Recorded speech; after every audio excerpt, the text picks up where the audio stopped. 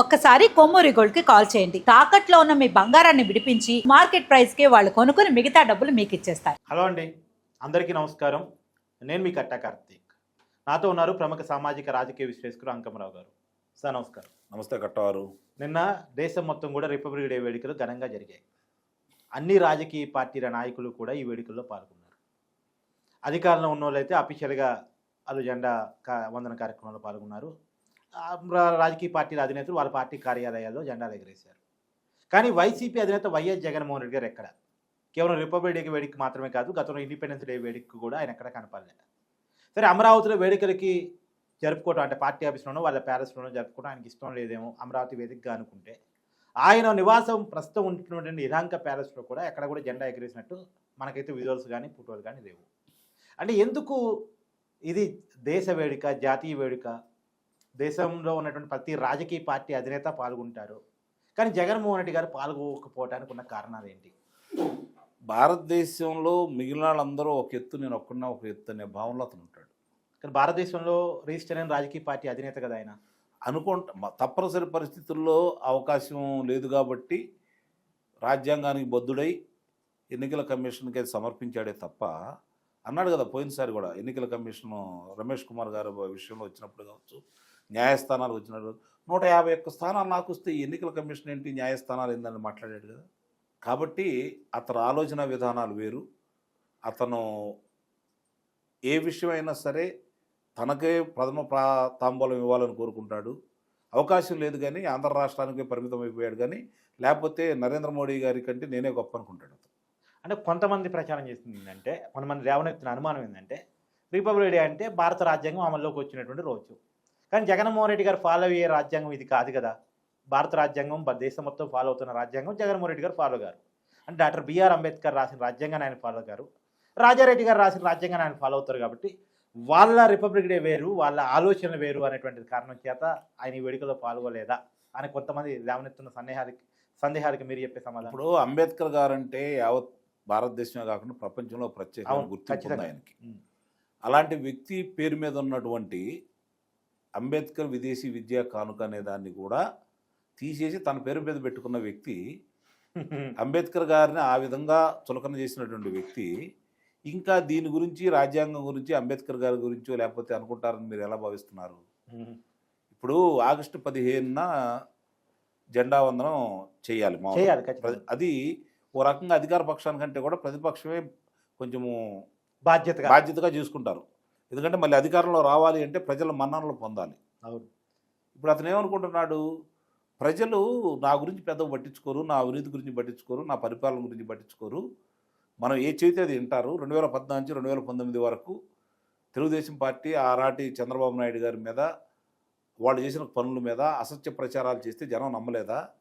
అదే జనాభా కదా వీళ్ళు, కొత్తగా ఎవరు పుట్టుకుంటూ వచ్చారు, ఏదో వస్తే కొంతమంది వస్తే వచ్చి ఉండొచ్చేమో, కాబట్టి నాకు వచ్చిన ఇబ్బంది ఏంది, నేను చెప్పిన వీళ్ళు నమ్ముతారు కదా అనే ఆలోచనలో ఉంటాడు అతను.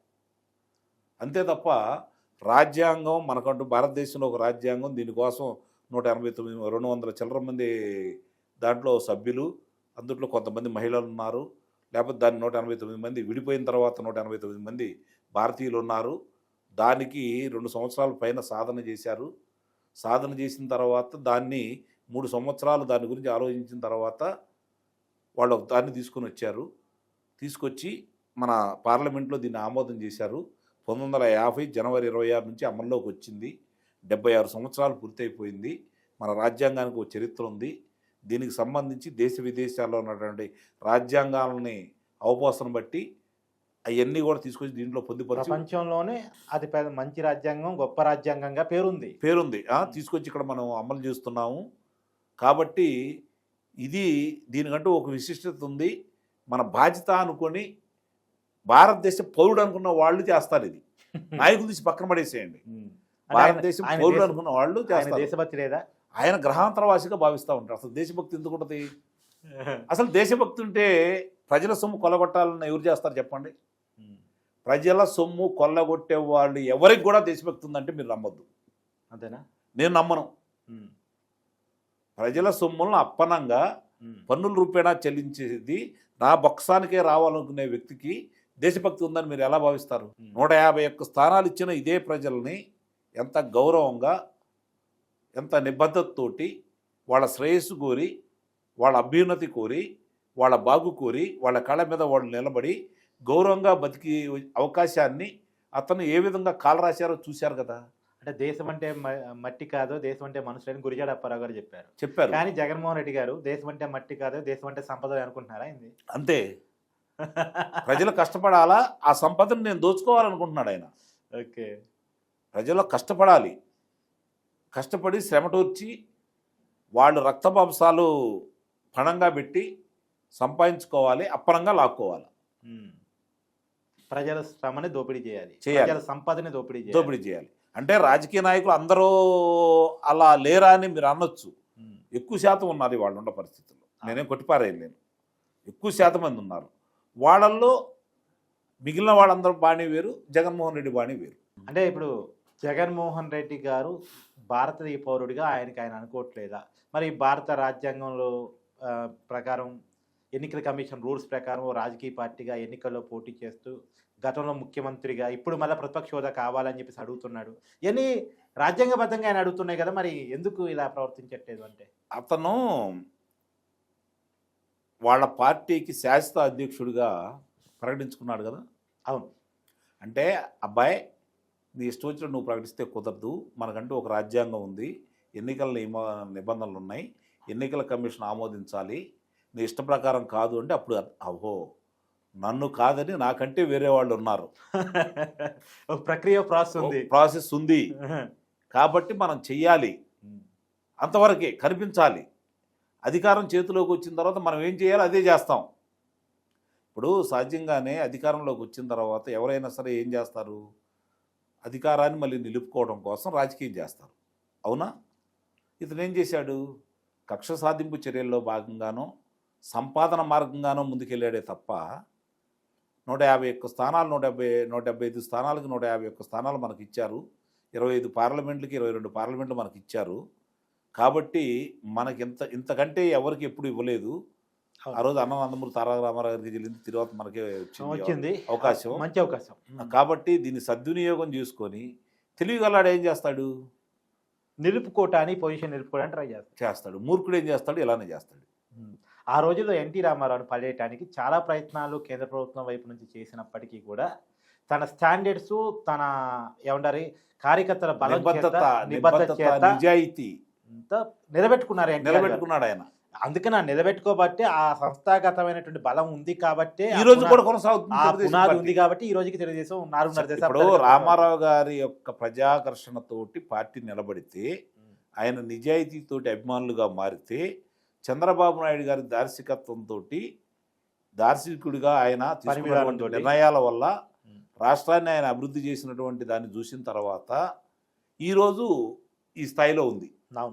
కాబట్టి అంటే ఇప్పటికి దాదాపు ఏ ప్రాంతీయ పార్టీలైనా చూసుకుంటా ఉంటే ఈ స్థాయిలో ఏముండే చెప్పండి? పక్కన చూసుకుంటే వరుసగా 2-3 సార్లు అధికారం అయిందంటే ఆ పార్టీలు కనుమరుగయ్యే పరిస్థితి కదా సార్, కనపడతా ఉన్నాయి. కానీ టీడీపీ 2004 నుంచి 2014 వరకు అధికారం లేదు. అయినా ఇప్పుడు పక్కనున్న తమిళనాడు తీసుకుంటే అన్నాడీఎంకే చూడండి, అన్నాడీఎంకే కావచ్చు, డిఎంకే కావచ్చు, వాళ్లే ఉన్నారు అక్కడ. కాంగ్రెస్ పార్టీ లేదు, గమనించుకోండి మీరు.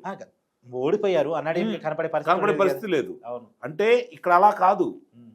89లో కాంగ్రెస్ గెలిచింది, 2004లో గెలిచింది, 2009లో గెలిచింది, 2019లో వైఎస్ఆర్సీపీ పార్టీ గెలిచింది. అంతేది సార్. ఇప్పుడు తెలంగాణలో చూడండి, బీఆర్ఎస్ అధికారాన్ని కోల్పోయిందో లేదా, పార్లమెంట్ ఎన్నికలు ఒక్క సీట్ రాలేదు. అంత సెంటిమెంట్ పార్టీ మళ్ళా. అవును. అంటే ఇక్కడ ఒకసారి అభిమానిస్తారు, రెండోసారి ఒక రకంగా చేస్తే పర్లేదు అనుకుంటారు.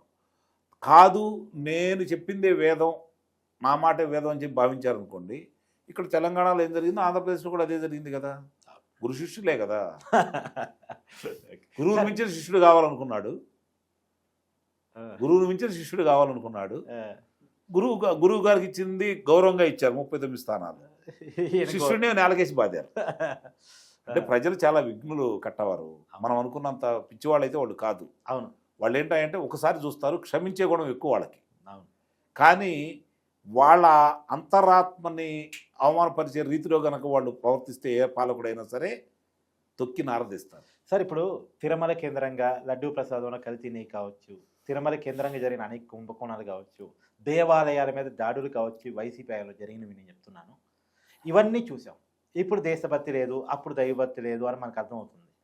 ఇప్పుడు దేశభక్తి, దైవభక్తి లేకుండా చివరికి కుటుంబం మీద ప్రేమ లేకుండా, ఎందుకంటే తల్లి చెల్లి విషయంలో జగన్మోహన్ రెడ్డి గారి వైఖరి మీకు తెలియంది కాదుగా.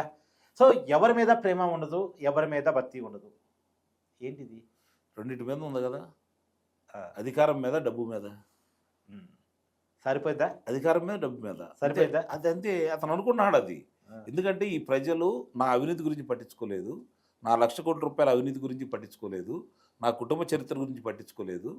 నన్ను ముఖ్యమంత్రిని చేసిన ఈ పిచ్చోళ్ళు రేపొద్దున నన్ను ఎందుకు చేయరని భావిస్తున్నాడు. తనని పిచ్చోళ్ళు అనలేను సార్ నేను. మీరు అనలేరు, అతను ఆ భావన నేను చెప్తున్నాను. ఓకే, అతని భావన. ఓకే, అతని భావన. వీళ్ళు మళ్ళీ నన్ను ఎందుకు గెలిపించరు? ఓకే, ఎందుకు అంటే ఆ రోజు నీకు 67 స్థానాలు ఇచ్చారు గౌరవంగా, ప్రతిపక్ష నేతలు చేశారు. 2014. అప్పుడు నువ్వు అధికారంలో ఎలా ఉంటావు వాళ్ళకి తెలియదు. అందుకని నమ్మి 2019లో అధికారాన్ని ఇచ్చారు. తండ్రి చూసి ఏదో ఇచ్చారు.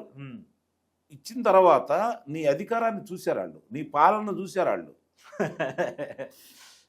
బాధల బద్దలు వాళ్ళు. ఇప్పుడు చాలామంది ఏమనుకుంటున్నారంటే చంద్రబాబు నాయుడు గారు జగన్మోహన్ రెడ్డికి మధ్య జరిగినటువంటి ఎన్నికల పోరులో చంద్రబాబు నాయుడు గారు విజయం సాధించారని భావిస్తున్నారు. జనానికి జగన్కి మధ్య జరిగిన యుద్ధంలో జనం అందరూ కలిసి చంద్రబాబు నాయుడు గారే మనకు దిక్కు అని చెప్పని, ఆయన అయితే తప్ప మనం మళ్ళీ ఒడ్డున పడమని చెప్పని చంద్రబాబు నాయుడు గారి నాయకత్వానికి ఎవరు వచ్చి కలిసినా కూడా ఆమోదముద్ర వేశారు. అర్థమైందా? అంటే ఇక్కడ జగన్మోహన్ రెడ్డి ప్లేస్లో ఇంకొక వ్యక్తి ఉంటే నాకు తెలిసి 2 పర్యాయాలు కూడా అతనే వచ్చి ఉండేవాడు. ఎందుకంటే చంద్రబాబు నాయుడు గారు ఒక పునాది వేసి వెళ్ళాడు. అట్లాంటి పునాది పడింది కాబట్టి రాజశేఖర రెడ్డి గారు దాన్ని సద్వినియోగం చేసుకున్నాడు. తర్వాత కేసీఆర్ గారు కూడా దాన్ని సద్వినియోగం చేసుకున్నారు. కానీ జగన్మోహన్ రెడ్డి దుర్వినియోగం చేసుకున్నాడు. అహంకారం నెత్తికెక్కి మూర్ఖంగా ఆలోచిస్తే ఏం జరిగిద్ది అనే దానికి ప్రత్యక్ష నిదర్శనం జగన్మోహన్ రెడ్డి. నాకు తెలిసినంత వరకు వైఎస్ఆర్సీపీ పార్టీ చరిత్ర మొత్తం ఒక పాఠ్య గ్రంథంగా పెట్టి, జగన్మోహన్ రెడ్డి ముఖ్యంగా పాఠ్య గ్రంథంగా చేసి ప్రపంచవ్యాప్తంగా ఉన్నటువంటి అన్ని విశ్వవిద్యాలయాల్లోనూ అన్ని లైబ్రరీల్లోనూ నిస్సందేహంగా అది పాఠ్యాంశంగా చేర్చాలి. ఎందుకంటే ఇలాంటి వ్యక్తి రాజకీయాల్లో ఉండకూడదు, ఇలాంటి వ్యక్తికి ప్రజల మద్దతు తెలపకూడదు, తెలిపితే ఏం జరుగుతుంది అనేదాన్ని ఆంధ్ర రాష్ట్రాన్ని కూడా ఉదాహరణగా పెట్టి పాఠ్య గ్రంథాల్లో చేర్చాలి.